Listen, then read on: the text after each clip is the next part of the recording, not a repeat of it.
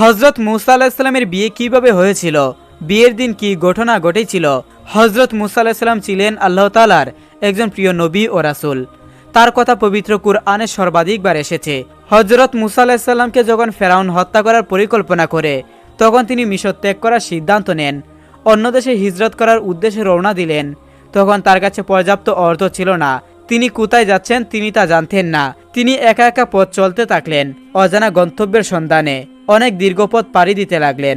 তার খাবার ছিল কেবল গাছের লতাপাতা। আল্লাহ তাআলার পক্ষ থেকে এটা মুসা আলাইহিস সালামের অনেক বড় পরীক্ষা ছিল। তিনি পথ চলতে থাকলেন। সে সময় যারা দূরের পথে যাত্রা করত, যারা মরুভূমির পথ অতিক্রম করত, তাদের লক্ষ্য হতো পথের মরুঠান বা কূপের নিকট পৌঁছানো। কারণ তাহলে গাছের ছায়াতে সূর্যের প্রচণ্ড তাপ থেকে শরীরকে সুশীতল করা যেত। কূপের পানি পান করে তৃষ্ণা নিবারণ করা যেত। অতি দুর্গম পথ পাড়ি দিয়ে মুসা আলাইহিস সালাম শেষ পর্যন্ত মাদিয়ানের একটি মরুতানে পৌঁছালেন। তিনি প্রচণ্ড ক্লান্ত ও তৃষ্ণার্ত ছিলেন। মাদিয়ান অঞ্চলে হযরত শুআয়ব আলাইহিস সালাম বসবাস করতেন। এই অঞ্চল ফেরাউনের এলাকার বাইরে ছিল। তখন মুসা আলাইহিস সালাম এক জায়গায় বসে বিশ্রাম নেওয়ার জন্য মনস্থির করলেন। আর সেখানে পানি পান করার জন্য কূপের সন্ধানও পেয়ে গিয়েছিলেন। তিনি পানি পান করার জন্য কূপের কাছে গেলেন। তখন একদল রাখাল তাদের জন্তুদের পানি পান করাচ্ছিল। এ সময় তিনি লক্ষ্য করলেন যে দুইজন মেয়ে তাদের পশুপালকে আগলে রাখছে তাদের পশুগুলোকে পানি পান করানোর জন্য। যেহেতু রাখালেরা তাদের পশুদের পানি পান করাচ্ছিল, তাই তারা দূরে অবস্থান করেছিল। সবার পানি নেওয়া শেষ হলে তখন তারা পানি নেওয়ার জন্য আসবে, কিন্তু রাখালদের পানি নেওয়ার জন্য শেষ হচ্ছিল না। তারা কোনোভাবেই মেয়ে দুটিকে পানি নেওয়ার জন্য সুযোগ করে দিচ্ছিল না। আর এটা দেখে মুসা আলাইহিস সালামের অনেক মায়া লাগলো। তিনি রাখালদের বললেন, কেন তোমরা এ মেয়েদেরকে পানি নিতে সুযোগ দিচ্ছ না? তারা অনেকক্ষণ ধরে অপেক্ষা করছে। এরকম অন্যায় বিচার কেন তোমাদের? তারা মুসা আলাইহিস সালামকে ভালোভাবে দেখলো। দেখে সদাকার ও শক্তিশালী মনে হচ্ছিল বলে তারা তার সাথে ঝামেলায় অংশগ্রহণ করলো না, বরং বলল, আপনার এত খারাপ লাগলে আপনি পানি উঠিয়ে দিন। এমনিতে মুসা আলাইহিস সালাম অন্যদের তুলনায় যথেষ্ট সামর্থ্যবান ও শক্তিশালী ছিলেন। ক্লান্ত তৃষ্ণার্ত থাকার পরেও 10 থেকে 12 জন যে পানি তুলতেন, তিনি একাই সেই পরিমাণ পানি তুলে দুইজন মেয়ের কাছে রেখে আসলেন। তারপর মুসা আলাইহিস সালাম দূরে একটি গাছের নিচে বসলেন। তিনি দীর্ঘদিন সফরের জন্য ক্লান্ত হয়ে পড়েছিলেন, খুব ক্ষুধার্ত ছিলেন। এই শহরে তিনি একদম নতুন, সবকিছু তার অপরিচিত। থাকার জন্য কোনো বাসস্থান ছিল না। তিনি আল্লাহ তাআলার কাছে দোয়া করলেন রিজিকের জন্য। অপরদিকে সেই মেয়ে দুটি তাদের পশুদেরকে পানি পান করিয়ে সেই স্থান থেকে ফিরে গেলেন। আসলে তারা ছিলেন নবী শুআয়ব আলাইহিস সালামের কন্যাদ্বয়। শুআয়ব আলাইহিস সালাম মেয়েদের আজ এত তাড়াতাড়ি ফিরতে দেখে বললেন, তোমরা আজ এত তাড়াতাড়ি কিভাবে ফিরলে? তখন তারা বলল, আজ আমরা এক সৎ পুরুষের দেখা পেয়েছি, যিনি আমাদেরকে সাহায্য করেছেন। তখন শুআয়ব আলাইহিস সালাম বললেন, তোমাদের মধ্যে একজন তার নিকট যাও, তাকে ডেকে নিয়ে এসো, তা প্রাপ্য পারিশ্রমিক দেওয়া উচিত। তারপর তাদের মধ্যে বড় বোন ভালোভাবে পর্দা করে মুসা আলাইহিস সালামের নিকট উপস্থিত হলেন এবং বললেন, আপনাকে আমার পিতা আমন্ত্রণ জানিয়েছেন আর আমাদের সাহায্যের জন্য আপনাকে পারিশ্রমিক দেওয়ার প্রতিশ্রুতি দিয়েছেন। কিন্তু মুসা আলাইহিস সালাম পারিশ্রমিক নিতে চাইলেন না, তাই তিনি যেতে রাজি হচ্ছিলেন না।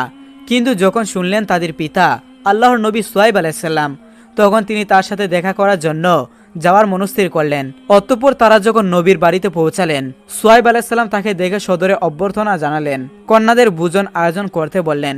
কিন্তু মুসা আলাইহিস সালাম বললেন, আমি কোনো নেক কাজের জন্য কোনো কিছু গ্রহণ করি না, তাই তিনি ভোজন করতে অস্বীকার করলেন।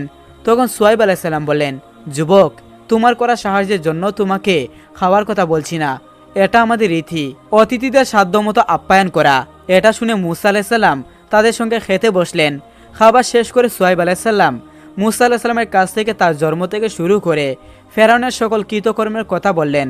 তখন তিনি বললেন, এখানে তোমার আর কোনো ভয় নেই, তুমি এখানে নির্ভয়ে থাকতে পারো, এখানে ফেরাউনের কোনো রাজত্ব চলে না। তখন শুআয়ব আলাইহিস সালামের একজন কন্যা বললেন, তাকে আমাদের পশু পালনের জন্য পারিশ্রমিক দিয়ে রেখে দিন, তিনি অত্যন্ত শক্তিশালী ও আমানতদার। শুআয়ব আলাইহিস সালাম বললেন, তুমি তার শক্তি ও আমানতদারির পরিচয় কিভাবে পেলে? তার কন্যাদ্বয় বলল, তিনি কুয়ো থেকে একাই বড় বড় বালতিতে পানি টেনে তুলছিলেন, যা তুলতে 10 থেকে 12 জন লোক লাগে, এবং আসার সময় একবারের জন্য তিনি আমাদের দিকে ফিরে তাকাননি, যেন আমাদের পর্দা নষ্ট না হয়। শুআয়ব আলাইহিস সালাম মুসা আলাইহিস সালামের উত্তম চরিত্রে মুগ্ধ হয়ে গেলেন।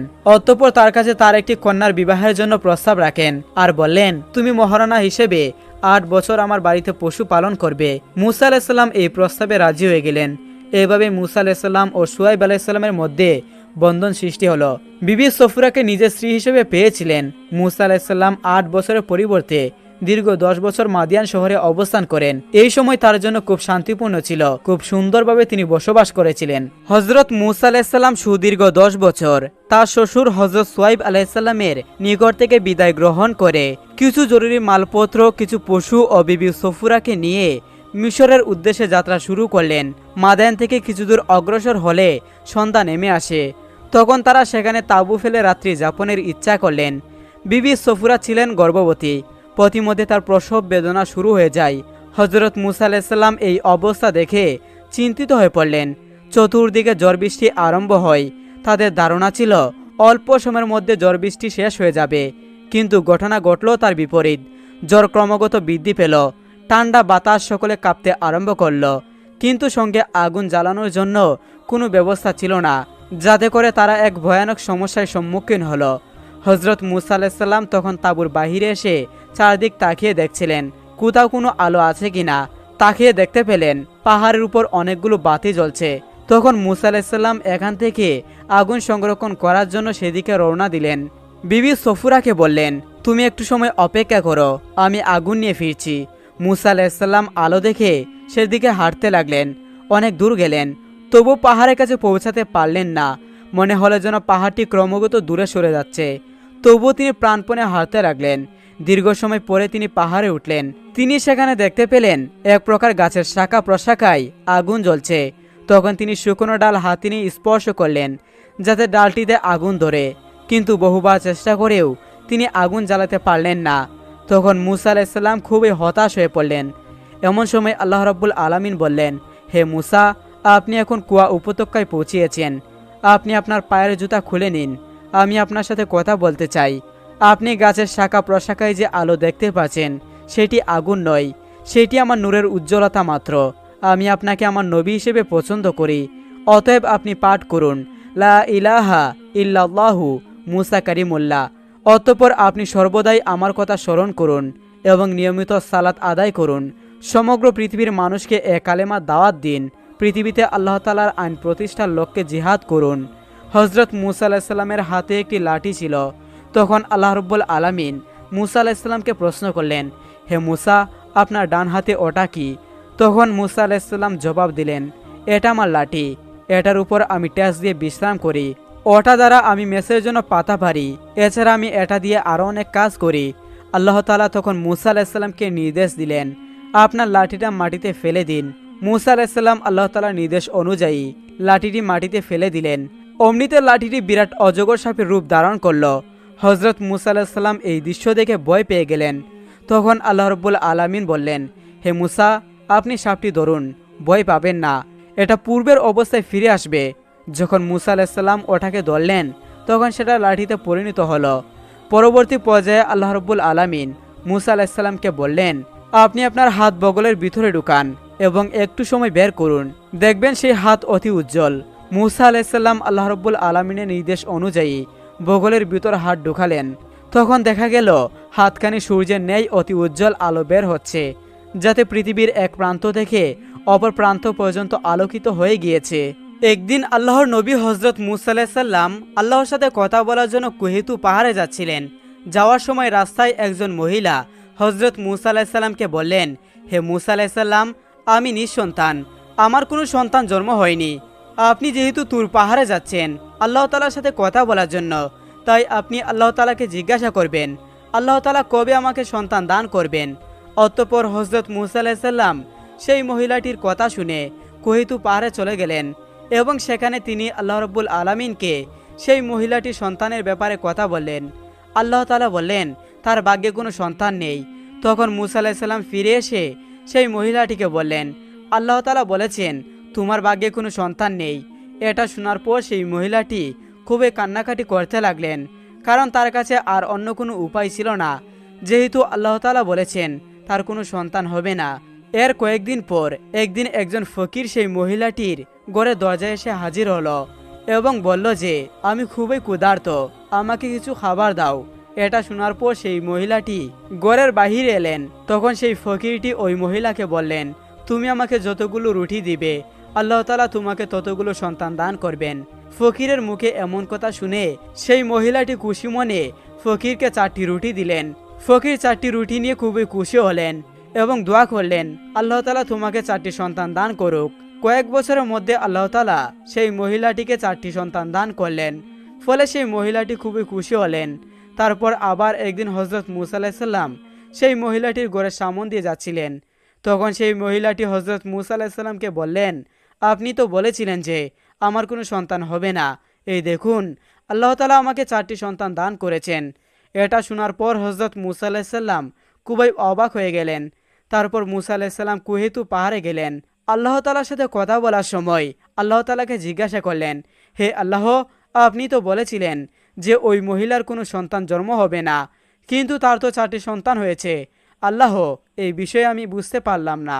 তখন আল্লাহ তাআলা মূসা আলাইহিস সালামকে একটা প্লেট আর একটা ছুরি দিলেন আর বললেন, হে মূসা, আমি তোমার প্রশ্নের উত্তর দিব, আগে তুমি আমার জন্য একটি কাজ করে দাও। তুমি এই প্লেটে করে আমাকে মানুষের মাংস এনে দাও। তখন মূসা আলাইহিস সালাম প্লেট আর ছুরি নিয়ে গ্রামের দিকে গেলেন আর এক এক করে সমস্ত গ্রামের লোকদেরকে বলতে লাগলেন, আল্লাহ তাআলা মানুষের মাংস চেয়েছেন, তোমরা তোমাদের শরীর থেকে মাংস কেটে দাও। কিন্তু কেউ তার শরীরে মাংস কেটে দিতে রাজি হলো না। অতঃপর তিনি একজন ব্যক্তিকে দেখতে পেলেন।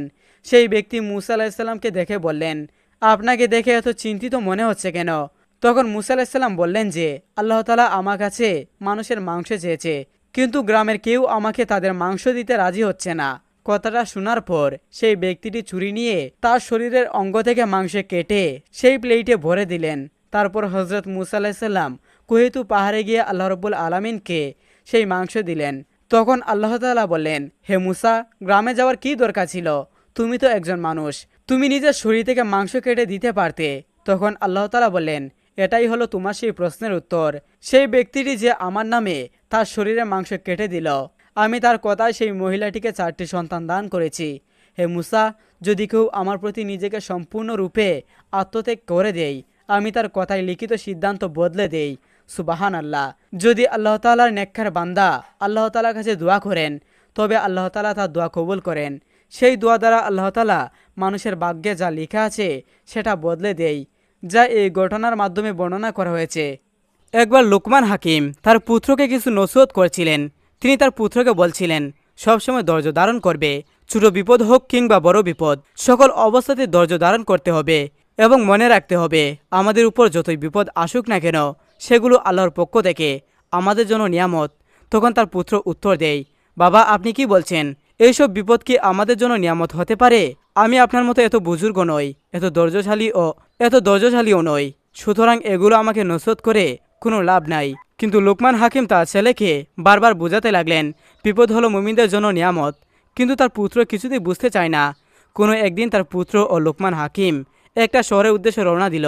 তারা দুজনে দুটি ঘোড়া নিল এবং সাথে করে বেশ পরিমাণে খাবার ও পানি নিয়ে শহরের উদ্দেশ্যে রওনা হলো। তারা যখন সফরের উদ্দেশ্যে রওনা হলো, সেই সময়টা ছিল গ্রীষ্মকাল এবং তারা যখন জঙ্গলের মধ্য দিয়ে ঘোড়ায় চলে যাচ্ছিল, তখন তাদের ঘোড়াগুলো অতিরিক্ত রোদের কারণে ক্লান্ত হয়ে পড়েছিল। তারা যেন আর চলতে পারছিল না। এরপর লোকমান হাকিমের ছেলে বলল, তাহলে বাবা, ঘোড়াগুলো যেহেতু আর চলতে পারছে না, চলো আমরা হেঁটে হেঁটে সামনের দিকে এগিয়ে যাই। এরপর তারা দুইজনেই ঘোড়া থেকে নেমে গেল এবং সামনের দিকে এগিয়ে যেতে লাগলো। ইতিমধ্যে তাদের খাবার ও পানীয় শেষ হয়ে গিয়েছিল। লোকমান হাকিমের ছেলে সামনে হাঁটছিল এবং তার পিতা পিছনে হাঁটছিল।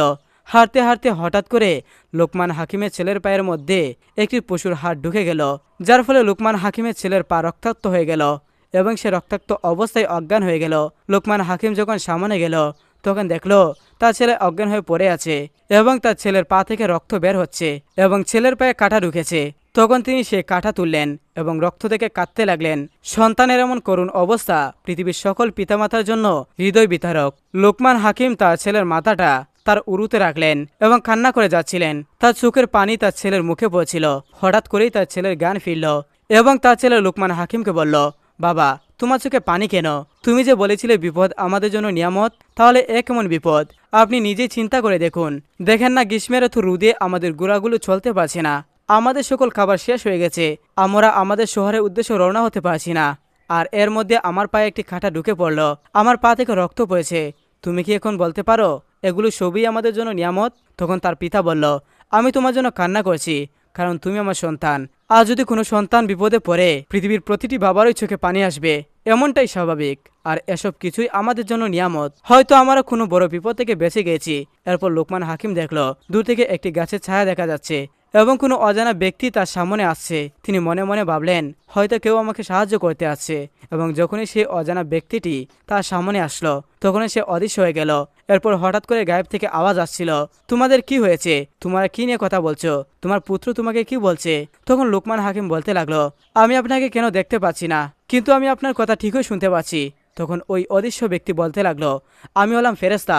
আমাকে শুধুমাত্রই আল্লাহর প্রিয় বান্দা ও নবী রাসূলগণরাই দেখতে পারেন। আমার কথা মনোযোগ দিয়ে শুনো। আসলে আজ আপনারা অনেক বিপদ থেকে বেঁচে গেলেন। আপনারা যে শহরের উদ্দেশ্যে রওনা হচ্ছিলেন, মহান আল্লাহ তাআলা আমাকে হুকুম দিয়েছেন আমি যেন সেই শহরটি উল্টে দেই। সেই শহরের মানুষ খারাপ কাজ করেছিল, তাই তাদের উপর আল্লাহর গজব এসেছে। আপনারা যদি সেই শহরে যেতেন, তাহলে আজকে হয়তো আপনাদের মৃত্যু হতো। এরপর গায়েব থেকে কেউ একজন লোকমান হাকিমের ছেলের হাত স্পর্শ করলো, যার ফলে তার কাটা উদা হয়ে গেল এবং তার সন্তানের পা ভালো হয়ে গেল। আর তাদের গুড়াগুলো সুস্থ হয়ে গেল।